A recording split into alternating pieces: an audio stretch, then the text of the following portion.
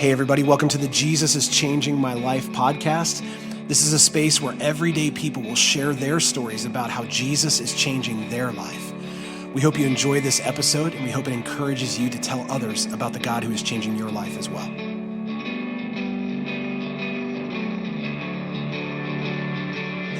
Hey, everybody, welcome back.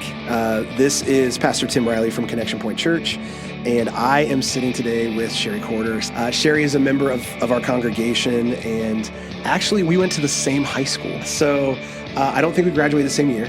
I don't think so. But I went to Shawnee High School in Springfield. We all live in Sydney right now, so we all ended up here. Well, you're actually technically not in Sydney. Right, we're in Quincy. Yeah, in Quincy, which is just outside of Sydney. But we all lived in Springfield. So Sarah, my wife, went to Shawnee as well. Wow, what year did you graduate? I don't want to know. Are you sure? Well, I'm 1990. I'm 99. Okay. So we ended the same decade. Wow. Yeah. I was having my third child in 99. I was in the fifth grade in 1990. Oh, that's just terrifying. Yeah. So Shari also goes down for having the best grandma name. Oh. Of all grandma names that I've ever heard. Thank you. Yeah, there are people who don't want to be called Granny. Yeah. Or Grandma. Or Meemaw. No. You know? Doesn't fit. So when I first met Shari, I found out her grandma name was Sassy. Correct. And how did you get the name Sassy? I think actually my daughter-in-law, Barbara, kind of coined me with that because when she was entering our family, she just said, "You're so sassy. You are just so sassy." So the adjective became the proper noun. Exactly. And it fits. It does. Yeah. Yeah. You are sassy. Yes, I am. In the best ways possible and some bad. Yeah, of course. So it's really funny to be at church and to hear the kids be like, "Sassy." It's a trip. Yeah. Yeah, I think your husband, Ron, goes down with one of the best names for a grandpa. Right. Also very suitable to his personality. Very suitable. If you knew Ron Quarter, you would know that man laughs all the time. Always has a great disposition. And his grandpa name is Chuckles. Chuckles. Yeah. So we got Sassy and Chuckles here at the church. It was super fun to actually they did a vow renewal, and I had the honor to do it. And I couldn't help myself. I had them say, "I Sassy, take you Chuckles." It was amazing. It was so that was just so meaningful, honestly. It was awesome. It was great. Yeah. So, hey, if you've been joining us, you know what we're trying to accomplish here on the Jesus is Changing My Life podcast. Here's what we believe. We believe that as believers in Christ, we do a lot of talking about the day we said yes to Jesus. But honestly, if you've been following Jesus for any length of time, you know it's not one yes, it's a bunch of yeses. And what happens is Jesus changes our eternity the day we were saved. But Jesus is actually changing our life if we allow him to all the way through. And so the hope of our podcast is just to create small conversations and storytelling around how Jesus is changing our life now. So Shari, what I want to do is let's just start with when your eternity was changed. When did you say yes to Jesus? And tell me a little bit of that story. Originally, I was 10 years old when I said yes to Jesus. We had gone to a Brethren church with all of our family, grandparents, aunts, uncles, cousins, for the first 10 years of my life. And then when they used to do visitation, pastor from a Baptist church showed up at our house one day, and I'm not even sure how that connection was made. And he led my dad to the Lord, and then we all just kind of followed suit, and we changed churches. And I remember that I wanted to, do that and ask Jesus into my heart. And then where it gets a little blurry from that point on was they wanted to baptize us all as a part of becoming a member to the church. Yeah. And I remember it very clearly. It was all four of us in the baptismal. My baby sister was too young at the time. And we all got baptized, and then the congregation was asked to vote, yay or nay. To vote yay or nay on our church membership. Oh, wow. And so we're standing there soaking wet, after we got baptized, and they said yay. And what that did was instilled a message in me at 10 that we did what was required, and we got acceptance and approval. Wow. So it's almost like you checked the spiritual boxes of baptism and now the people accept you. Correct. And God in my mind. Wow. Nothing was ever explained. Yeah. Nothing was ever clarified. And so that entire mindset chased me for my whole life of just, is God accepting what I'm doing right now? Am I meeting God's approval? I'm not saying that the baptism didn't count or that I Sure. didn't, Sure. nothing. It's just in my mind, it created a plant of connecting approval, having God's approval. Yeah. A yay or a nay from the yay God. or nay. Yeah. The yay or nay. Yeah, it's interesting because throughout history, churches have done different things and with the best intentions. Right. Right. So like membership at a church and just to clarify, we don't have membership here at Connection Point. We just believe if you're following Jesus and you attend church here, you're a member. But a lot of churches don't believe that way. And I'm not saying that they're wrong. But the intent is to create community. Right. That you're saying yes to this church because you're part of it and you're part of this local representation of the body. But it is kind of weird to vote on whether or not someone should be a part of the church after they're baptized. Yeah. And you're standing there waiting to know if the church will. I know. Yeah. And so if you're listening to this and that's the way your church operates, I'm not here to pass judgment on that. I'm sure there's a lot of things we do that people think are weird. Right. But I could see at the age of 10 how that could be very confusing. It was confusing, for sure. But I went from that point on, not saying that caused it, but I had a fear of God. I grew up afraid of God. And not that anybody did that intentionally. It's just messages that were sent to me that I received that God's wrath. And he was just waiting for that moment to give me what I deserve. So it wasn't that God was going to leave you. It was God was going to punish you. Absolutely. Yeah. Yeah. And so you spent your childhood trying to follow a God who's going to punish you the minute you mess up. Absolutely. Man, you know what? You're not alone. Oh, okay. There's a lot of people who that's their story I get to talk to. Wow. Who say things like, I wanted to love God, but I knew I was never enough. And so if I tried, he would take things from me or punish me or remove people from my life or, right. It's a real fear, Yeah. So my first real life-changing moment with my relationship with God came in '99 then, as you were graduating high school. As I was graduating high school. And you are your third child? Is that what you're telling me? Yeah, exactly. Yeah, okay. She was born 2 months premature. Very, very bad circumstances. And she is a miracle, and she survived. And it was during that process of I was the only one in the room who believed that she was going to live. Wow. The doctors didn't believe it. Ron didn't believe it. Nobody else believed it. But I knew she was going to live. And in that process, I just received the message from God so loud and clear. I just felt him saying, if I wanted to punish you, if I was out to get you, she would not be here right now. And that was my transition into I can trust him. Yeah. I don't have to be afraid of him. It was beyond a healthy fear of God that I had. I was terrified of him. And in that moment, I realized I can trust this God. Yeah. And that became a whole different journey. Yeah, I mean, to think about a God who's ready to punish you, who would give you such a beautiful gift. Yeah, right. They can't coexist, right? Exactly. He is a God of wrath and a God of love. He's both. Right. Right? But when we talk about God being a God of wrath, it's really about, it has less to do with his desire to punish you as you journey through earth. And it's more about what happens for those who choose not to follow him. Right. Which is still hard for us to understand and embrace.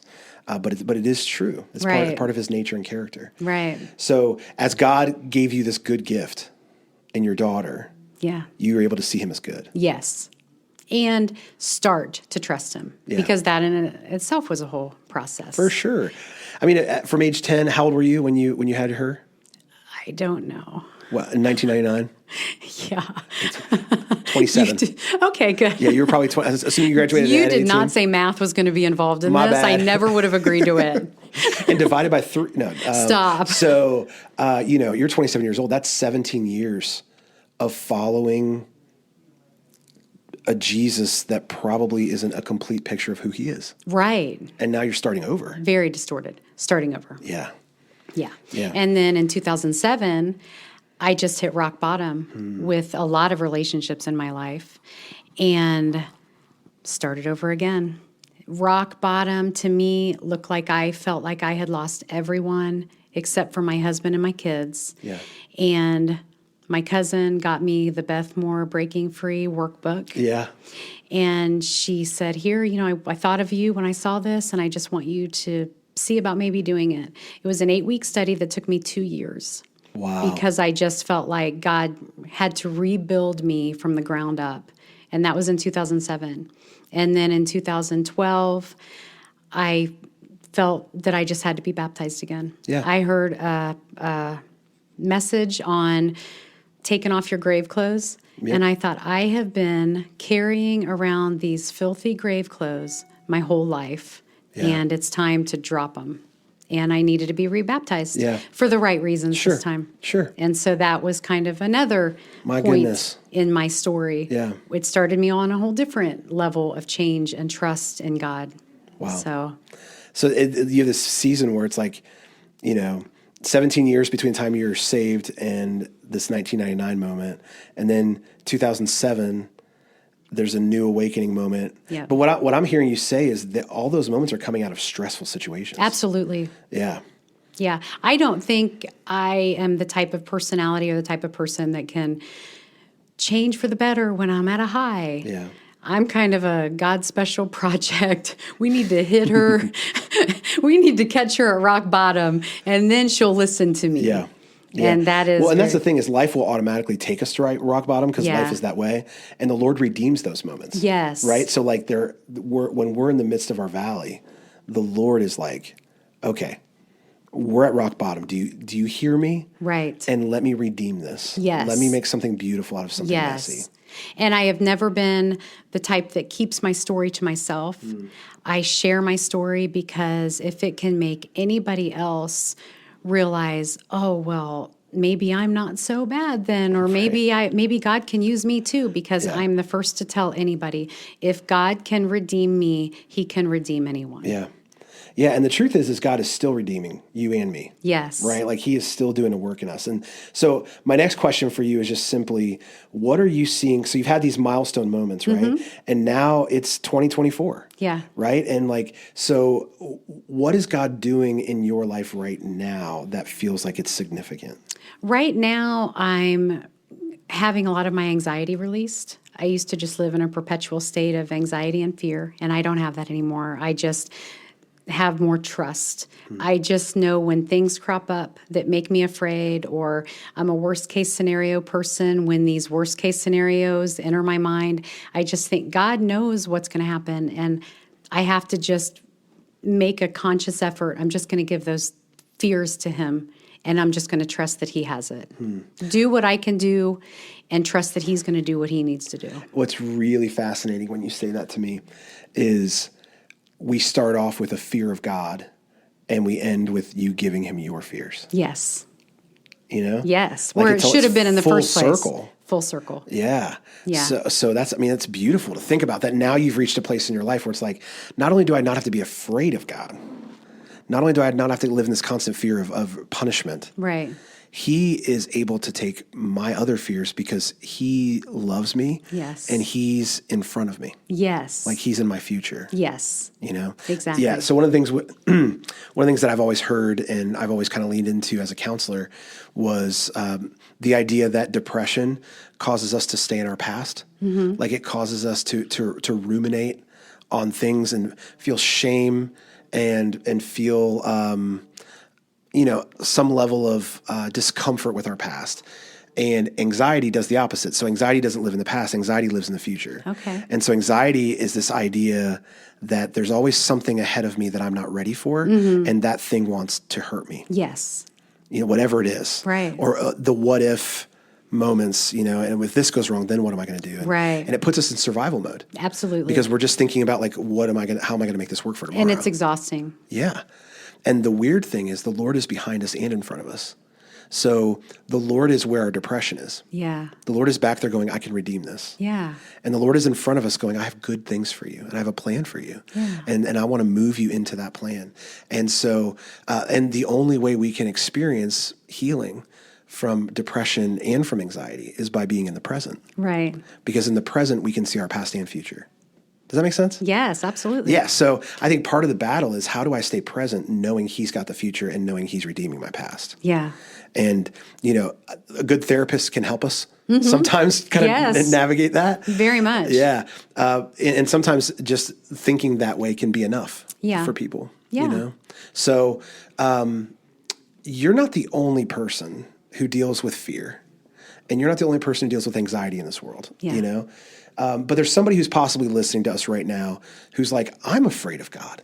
I'm afraid of what he's going to do to me. I'm afraid that if I breathe wrong, there's punishment coming. Right.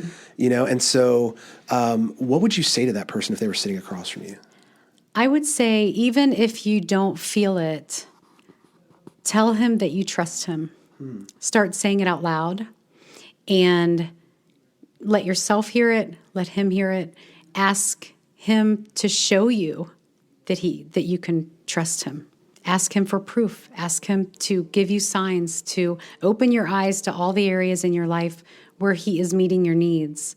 Because a lot of times when there's one big need, we're forgetting all the other needs that are being fulfilled every day. Yeah. And if I could take that a step further, I would say, tell him you trust him and then tell him why he's trustworthy. Yeah. Actually say, Lord, you are trustworthy because I know you're good. Right. Because I know you love me. Right. Because I know your character. I know I know your name. Yeah. I know who you are as a person. And there are going to be moments where you do that and you don't believe it. Right. Right? Yeah. But just because you don't believe it doesn't make it any less true. Exactly. Yeah. My favorite Christmas movie is Elf. Oh, yes. I love it. And there's that scene at the end of Elf where Santa's in the sleigh and he's in the park. Yep. And it won't go up because the rocket-powered piece won't work anymore. Right. You know what I'm talking about? Yes, of course. And everyone starts singing. And it's the belief of the people that get the sleigh up in the air and take off. And, everyone's singing Santa Claus is coming to town. Yes. And it's a beautiful story in Elf, but I think Jesus works the opposite, honestly. He doesn't need us to believe in him in order for him to be true. Right. He doesn't need people to say, Lord, I believe in you in order for him to be trustworthy. Right. Right. And so either we tap into the fact that that's who he is or we don't. But when we don't, we're the ones who lose the benefit of that. He's still trustworthy. Right. It's just who he is. It's his character. Yeah. And so part of it is not whether or not you believe what you're saying.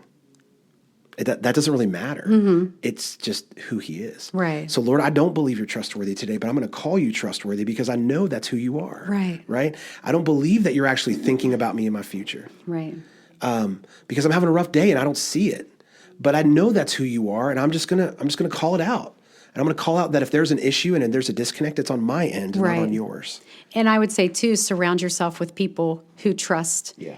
That can trust for you and you stand in the gap for you. Absolutely. And remind you who God is when you're struggling to believe it. Yeah. And be very careful who you surround yourself with. Yeah. Because they'll speak either life or death into you. That's so true. That's so powerful. That if we surround ourselves with people who only speak death into us, it's no surprise. Right. That our future looks the way it does. Exactly. Yeah. Well, thanks for hanging out with me for a little bit. Of course. Thanks for asking me. This is fun. Yeah. I want to talk about other things, but the whole point of this podcast is to talk about this. So, Shari, thanks again. Hey, listen, if you're listening and you're wondering what next steps look like for you, here's what I would say. Start to contemplate how Jesus may be changing your life right now. And what does it look like to tell someone? What does it look like? Because what we always want to have is the right scripture verse to bring people to Jesus. But honestly, our story brings people to Jesus. Right. And when we say, this is how Jesus is changing my life, it causes people to stop and lean in. So how is Jesus changing your life? And if you get to the end of that conversation and you think to yourself, you know what, I have a story that needs shared. I'm just going to invite you to go to www.jesusischangingmylife.com. There's a form on there that you can fill out. And maybe you and I can sit down and have a conversation about how Jesus is changing your life as well.